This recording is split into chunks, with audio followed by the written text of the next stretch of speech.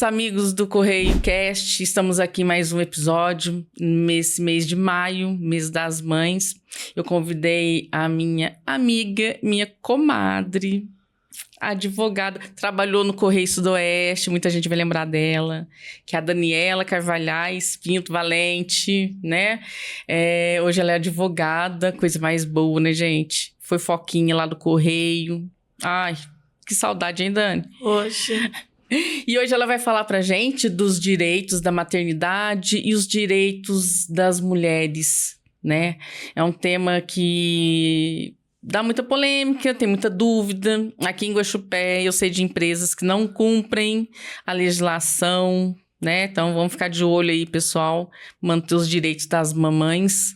E vamos esclarecer algumas coisas aqui nessa entrevista com a Daniela. Daniela, bem-vinda. Obrigada. Fique à vontade aqui, viu? Daniela, como que... Você falou que quando você formou, o teu TCC foi sobre os direitos da maternidade, das mulheres? Na verdade, eu tive um artigo durante a pós-graduação. Lá eu fiz pós-graduação na USP e lá a gente tem que fazer muito artigo, né? E uma dos artigos que eu fiz na pós foi referente aos direitos da mulher, porque um dos direitos da mulher que previsto em lei é uma dispensa de 1 dia por ano para mães de crianças de até 6 anos para levar em consulta médica. Uhum. Só que, por outro lado, isso é totalmente contrário ao que o Ministério da Saúde prevê. Porque se a gente for pensar que o primeiro ano da maternidade, do primeiro ano de vida da criança, você leva o filho todos os meses. Todos os meses. Então, quer dizer, ela vai ter direito de levar em 1 dia e nos demais dias, quem vai levar? E essas meses de consultas, elas são espaçadas até 4 anos, que depois passa a ser realmente, de fato, uma vez ao ano. Então, acabou sendo muito contraditório. Por outro lado, a gente também consegue entender que pensa, o que empresário pode empregar uma mulher mãe hoje? Uhum. Então, a lei fica assim, de um lado, tentando resguardar a criança e a própria mãe, mas, por outro lado, ele também tem que dar algumas condições para o empresário, para ele não ficar... Contratar, né? Contratar. Antigamente, bom, não sei se ainda o pessoal usa isso, né? Na entrevista de emprego, vai lá e pergunta, né? Você tem filho? Com quem vai ficar seu filho? Acho que hoje andam proibindo um pouco esse tipo de questionamento, né? Mas, assim, tem um preconceito ali, né? De contratar as mães, né? Porque geralmente o filho tá doente, é a mãe que vai. Na creche, o filho tá doente, não pode ir na creche, né? Tem todas essas dificuldades, né? Da maternidade. Exatamente, porque, por exemplo, a gente que é mãe, a gente sabe, a criança ficou doente, uma febre que às vezes está nos 37,5 ainda, que nem é febre, mas a escola já liga, tem como vir buscar seu filho. E você tem que largar o que você está fazendo e ir. Há empresas que entendem essa situação, mas também nós sabemos que não tem. Quanto à entrevista, essa pergunta é normal fazer, mas isso não pode ser critério de não contratar, porque senão é uma questão discriminatória. Assim também como não pode fazer em nenhum momento o teste de gravidez, seja no admissional, seja em qualquer época do curso do contrato de trabalho. Então a empresa não pode exigir um teste de gravidez para o empregado. Nossa, que interessante isso aí, né? E quais que são os direitos trabalhistas da maternidade? Bom, começa antes, né? Vamos falar um pouco dos direitos trabalhistas das mulheres, né? Que é mais importante. Sim. Depois a gente prorroga para a maternidade. O que mais está em alta é a questão da discriminação do salarial, né? Antes, assim, em pesquisas mostram que a discrepância ainda gira em torno de 12% a 15%. O salário da mulher ao homem no mesmo cargo e função. E hoje isso já é totalmente, não é permitido. Inclusive, algumas empresas que têm essas certificações, uma das coisas, alguns critérios, é saber se existe mulher no cargo de gestão, se os salários são equânimes, e a própria o E-Social hoje, né? Ele tem visto isso. Quando a empresa transmite o E-Social, se uma mulher e um homem estão na mesma cargo e função e não tem valores salariais iguais, a empresa pode ser multada. Mas você acha que já está acontecendo isso?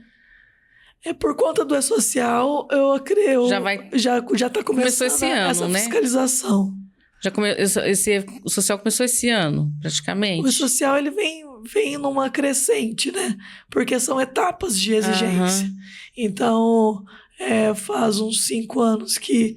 Teve início, né? Que vem esse início. Mas para as empresas se adequarem, agora está tendo mais exigência, né? Sim, a discriminação com mais foco esse ano. Certo. Fora isso, nós temos a questão do assédio no trabalho, garantia para que não exista esse assédio, violência doméstica, as mulheres vítimas de violência doméstica, garantia de emprego para elas. Ah, que bom. Proibição da exigência do exame de gravidez, como eu já disse, privacidade nos vestiários. Algumas empresas exigem a troca de uniforme dentro da empresa. Então, o vestiário ele tem que ter privacidade, o próprio armário tem que estar com questões de privacidade. Proibição de revista íntima. Então, a mulher ela não pode ter revista íntima. Não que o homem possa, mas a mulher ela tem uma garantia maior. E por conta da questão até física, né? Sim. E organização de escala para repouso aos domingos. Essas escalas de revezamento, onde exige o trabalho aos domingos, as mulheres têm direito ao descanso quinzenal. Então, a cada 15 dias, ela tem direito a um domingo. Há estudos até que essas escalas de revezamento a mulher possa ter todos os domingos do mês, mas ainda não tem nada aprovado. Entendi. O que hoje existe é que esses descansos sejam quinzenais, ou seja, 2 por mês. Direito a 3 dias por ano de consulta médica para os exames preventivos de câncer. E, por fim, os 15 minutos antes de hora extra. Então, a mulher que vai entrar em regime de hora extra, antes de começar a hora extra, ela tem direito a 15 minutos de descanso. Certo. Daniela, e assim, tudo isso aí é previsto em lei? Sim, CLT, né? Outras leis trabalhistas. Tudo previsto em lei. E assim, as empresas seguem isso? Aqui em Guaxupé, pelo menos? Por exemplo, os 15 minutos antes de hora extra... Eu desconheço alguma que siga. É uma coisa comum, assim, a gente vê que quando vai à juização, não tem. Não tem, assim. Não tem. As questões discriminatórias, também a gente sabe que quantas mulheres são vítimas de assédio. Infelizmente, os assédios dentro das 4 paredes do emprego, fica entre as 4 paredes. Muitas mulheres não conseguem provar. Porque ninguém vai assediar na frente de todo mundo. Então, normalmente, é coisa restrita e que fica entre os dois e não tem testemunha. A mulher acaba perdendo. Acaba perdendo. É a palavra dela contra Exatamente. E para piorar, os assédios têm que ser reiterados. Então, assim, não pode ser uma vez só para você ter direito. O assediador, ele tem que agir de forma reiterada para surgir o direito. Entendi. E aqui em Guaxupé, por exemplo, tem muita reclamação de assédio? Você como advogada, já pegou algum caso? Sim.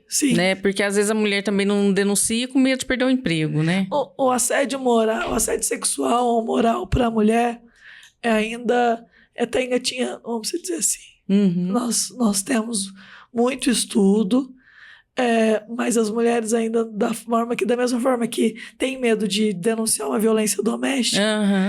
No emprego, então, pior. Né? Porque fica com medo de não conseguir outro emprego, fica com medo de não conseguir provar. E ainda que às vezes abre a boca e vai falar, para o advogado conseguir constituir uma matéria de forma que prove é muito mais difícil. Então, assim, nós temos casos, como qualquer outro lugar do país, mas eu ainda vejo que a dificuldade de se provar é muito grande. Maior, né? E na questão do assédio moral? O assédio moral, ele é um pouco mais... vamos falar assim, as mulheres buscam um pouco mais o direito. Porque o assédio moral, as pessoas já às vezes fazem perto dos colegas, né? Às vezes xingam o funcionário perto do colega, ou o próprio chefe, ou o próprio colega em questão horizontal. Às vezes está os dois na mesma posição e está um assediando o outro. Então, nesse caso, quando tem mais testemunhas, o assédio moral hoje ainda tem mais denúncias do que o sexual. Do que sexual, certo. E que mais aí, Dani? Em relação ao direito da mulher, são esses os mais conhecidos, mas nós também temos os direitos da mulher em relação à maternidade, né? O principal deles é o que todo mundo conhece, é o direito à licença maternidade, né? Para 120 dias. Porém, quando a empresa participa do programa Empresa Cidadã, esse prazo pode prorrogar para 180 dias, ou seja, 120 mais os 60. Fora isso, nós temos garantia de emprego desde o conhecimento da gestação até 5 meses após o parto. E a mulher não pode ser demitida durante esse período, ela está gozando de estabilidade. E se for demitida, ela tem direito a receber todo o período de estabilidade, mas antes disso, ela tem direito até a reintegração. Então, o primeiro dos direitos dela é a reintegração ao trabalho. Mas muitas vezes a gente não tem condição de reintegrar o trabalho, porque fica numa condição um pouco complicada, né? Clima organizacional ali já fica quebrado, né? Pensa no doméstica. A doméstica voltar para casa do dono que demitiu ela. Então, normalmente... Na empresa, a mesma coisa. Empresa ainda que tenha muito funcionário também fica E nessa parte aqui, por exemplo... Ocorre também um assédio moral, né?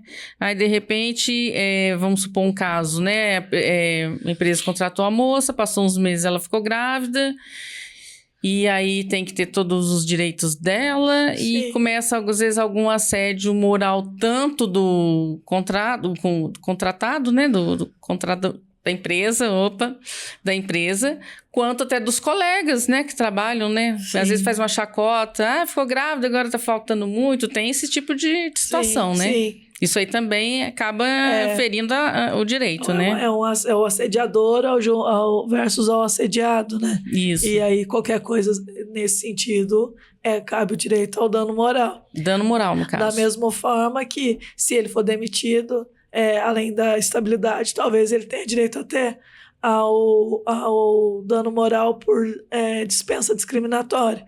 Porque se ele provar que ele foi demitido exatamente porque ela ficou grávida, ela, assim como uma doença de câncer, ou eu já vi uma condenação em Guaxupé, que o funcionário estava afastado por dengue, voltou, no mesmo dia foi demitido. O juiz condenou a empresa a pagar o dano moral por dispensa discriminatória, porque ele estava convalescente, voltou e foi demitido. Foi demitido por conta daquela convalescência. Fora isso, nós temos também mudança de função. Às vezes a funcionária engravida e ela exerce uma função e que pode gerar algum dano à saúde dela ou do bebê. Ou seja, por aquela condição, tipo assim, carregando peso, fazendo alguma coisa que... Algum produto que exale algum cheiro, da mesma forma que questões insalubres. Por exemplo, o enfermeiro que atende diversos tipos de doença.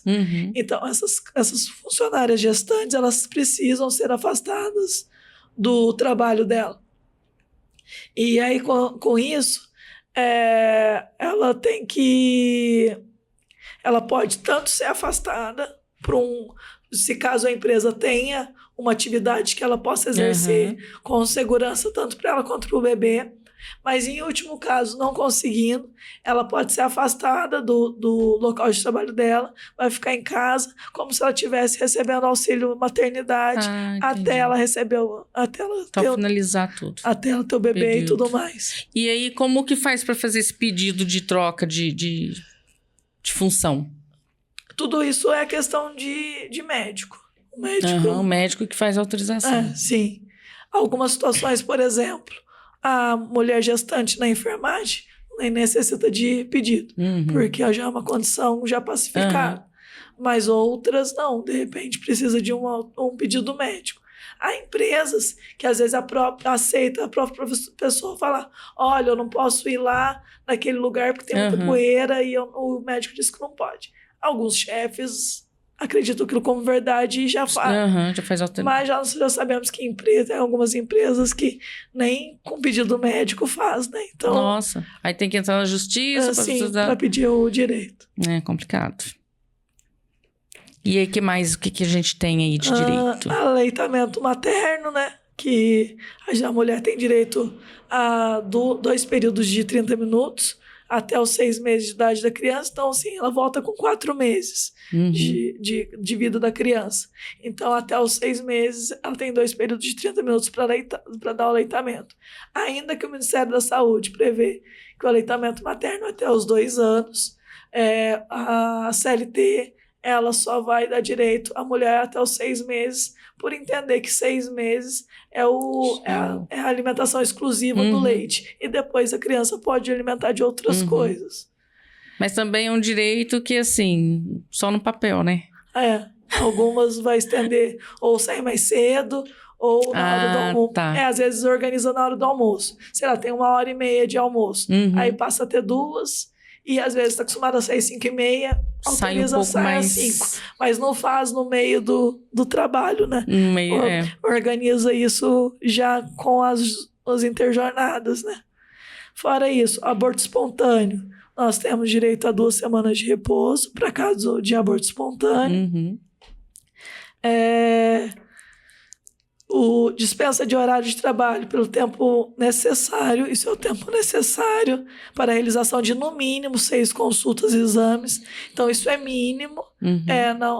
A mulher pode ter 9, 10, 20 consultas. No mínimo 6. No mínimo 6. Ela tem direito. E pelo tempo necessário, o dia inteiro, meia hora, 2 horas, seja para consulta, seja para exames, durante todo o pré-natal. E aí, aqui em Guaxupé, eles fazem o seguinte, né? Quando, por exemplo, a grávida vai no postinho, eles dão um atestado, né? Alguns postinhos, algumas, né? No hospital, eles já não dão, né? E como que prova, por exemplo? A pessoa está passando mal, com enjoo, precisou tomar soro. Por exemplo, como que ela vai provar isso para a empresa? O hospital, eu sei que não dá atestado, mas eu sei que eles dão declaração. Isso é uma prova.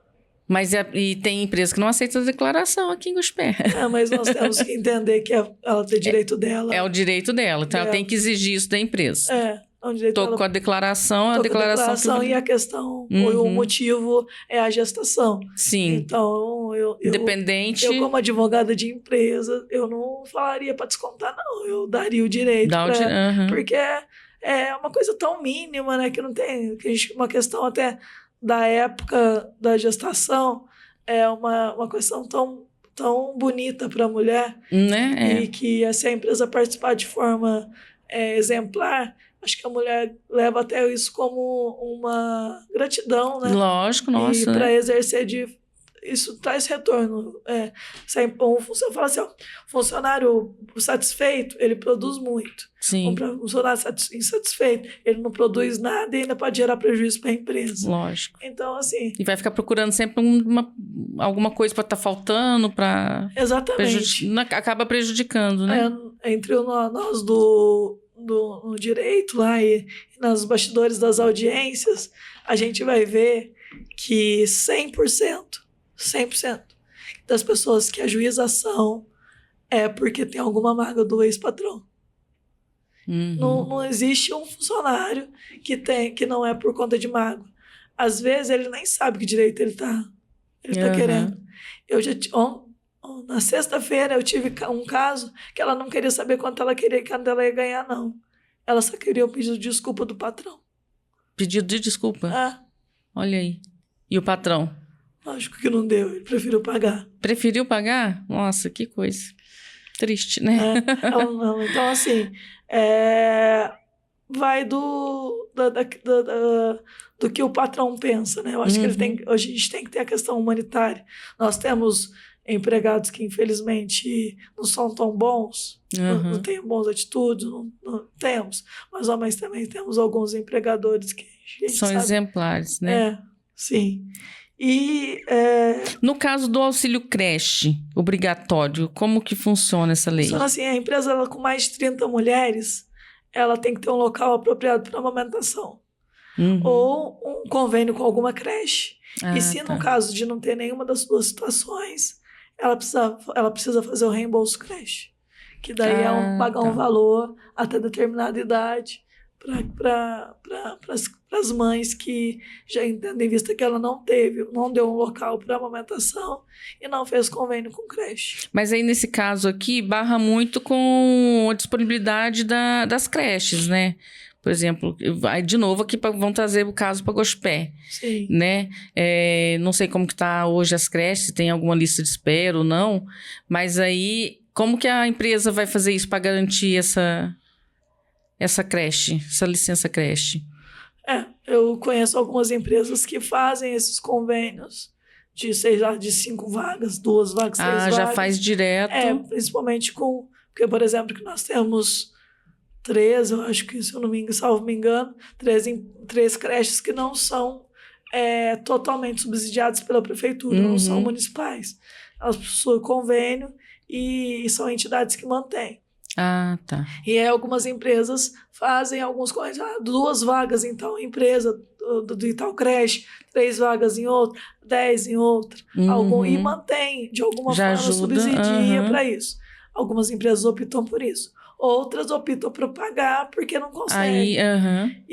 Então, assim, cada empresa vai agir de uma forma. Mas, por exemplo, no nosso caso, com essas 3 creches que são mantidas por entidades, é possível fazer isso. E aí é até bom para essas creches, né? Que já tenham garantido ali um valor, né? Sim. A falta para levar o filho no médico, a gente falou, né? Que é uma falta justificada por ano, mas muito pouco, né? É pouco. Não dá certo, né? E a gravidez durante o período de experiência, como é que lida com isso? Nós temos 2 casos. Nós temos os contratos de trabalho por tempo determinado, e que esses aí, por exemplo, aqui na nossa região, o safrista, por exemplo, é um contrato determinado, só durante a safra. Aí o tribunal já entende que, nesses casos, como era um contrato determinado, não tem como dar a garantia de emprego para ela posterior. Agora, quando é um contrato de experiência, que esse contrato de experiência ia se tornar indeterminado, aí sim ela tem direito à estabilidade. Então, isso são as decisões dos tribunais, esse é o entendimento majoritário até o momento, mas nós sabemos que o tribunal acorda de um jeito e adormece de outro, né? Verdade. Então, esse é o entendimento que tem majoritário pelo momento. Mas assim, por exemplo, uma empresa ela pode então querer contratar por tempo determinado para evitar, de repente, da funcionária ficar grávida? Olha, nós temos um princípio no direito do trabalho que fala que o contrato de trabalho ele é por todo o tempo. Então, assim, você usar uma situação... Artifício, um artifício desse pode ser considerado uma fraude, né? Entendi. Porque ele vai ter que justificar por que era por aquele prazo determinado. Um safrista, a gente entende. Um prestador de serviço, talvez, por exemplo, um terceirizado de prefeitura, por exemplo, porque de fato é determinado. Prefeitura. Para fazer aquele projeto, só aquele projeto, ou aquela licitação. Entendi. Mas agora... Contratar a pessoa, por uma vendedora, por um temporário de Natal. Temporário de Natal, tudo bem. Mas, por exemplo, fevereiro vai contratar um temporário. Só se fosse na loja de chocolate para Páscoa, né? Entendi. Porque se der a entender que aquela situação foi para um artifício de fraude, pode ser revertido sim no judiciário. E você acha que a justiça, assim, ela hoje, a justiça, a OAB, as associações, elas fazem campanhas de conscientização nas empresas, tem uma fiscalização para ver tudo isso, se está sendo cumprido, que não parta a fiscalização por conta do funcionário, né? Mas que chegue no patrão, no empregador, de uma forma para conscientizar, né, sobre esses direitos? Assim, a OAB não tem essa autonomia, né? O poder fiscalizatório, ela é do auditor fiscal do trabalho, né? E hoje nós tivemos concurso, mas esse concurso ainda não teve pessoas ainda habilitadas para ser chamadas. E nós temos, então, um número muito reduzido de auditores, e o que permite às empresas agirem da forma que acham que é melhor.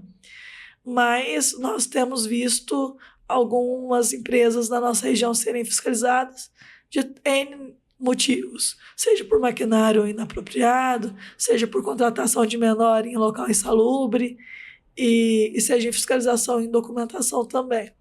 E o próprio é social, né? Que está aí para que a empresa é desmascarada e vê todos os riscos da empresa, como está o salário, como está em tudo, como está as férias. Então, assim, ainda é pouco, eu concordo que é pouco. Isso, tanto é que isso permite que a cada vez mais o número de processos trabalhistas tenha aumentado no judiciário. E a gente está com uma média de 100 processos ajuizados em Guaxupé por mês. Nossa. Isso é um número alto, ainda que a gente atende a região toda, mas é alto. Demonstrando que as empresas ainda não cumprem toda a legislação trabalhista. E você acha que, assim, existe, lógico, né? Eu mesmo já passei por isso, de você, né, entrar com uma ação trabalhista, às vezes ali querendo exigir mais do que o direito, né? Então, assim, hoje, por exemplo, as pessoas, o empregador tem muito medo da justiça do trabalho. Sim. E eu falo que não precisa ter medo, desde que esteja fazendo tudo corretamente, não precisa ter medo, né? Porque antigamente, né, o funcionário entrava na justiça, era causa ganha. E eu já tive casos onde que o empregado perdeu. Por quê? Porque quis, através do excesso, né, querer ter algum ganho ali por fora, né? Ainda tá assim, a justiça, a gente pode confiar na justiça do trabalho? Eu sempre digo que o empregado ou o empregador, ele vai ganhar ou perder pela verdade, e ganhar pela verdade e perder pela verdade. Hoje a prova ela é muito bem exigida, e de forma que, se não provar, não leva. Bem, na verdade é essa. Com mentira quanto lá, de um lado, quanto do outro. Com mentira lá hoje não leva. Eu conheço empregados que perderam 100%, assim como ganharam 100%. E aí, empregadores que perderam 100% e ganharam 100%. Depende do que ele conseguiu provar. Por isso é importante estar munido de testemunhas, estar munido de provas documentais, para que eles consigam demonstrar a real verdade possível. Porque é para isso que está ali o processo. É para ir em busca da verdade real. E se não conseguir provar o que de fato aconteceu, o outro vai levar. Certinho. Dani, eu queria te agradecer sua presença aqui. Obrigada. Tem mais alguma coisa que você quer falar? Eu tô Deixa eu ver. Te cortando aqui, não.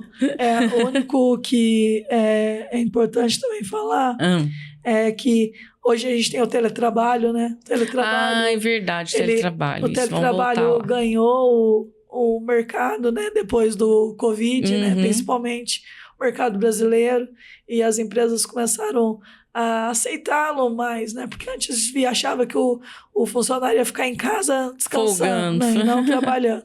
E percebeu-se que, sim, há funcionários que não são tão leais, mas há funcionários que conseguem produzir tanto quanto estivesse no local de trabalho.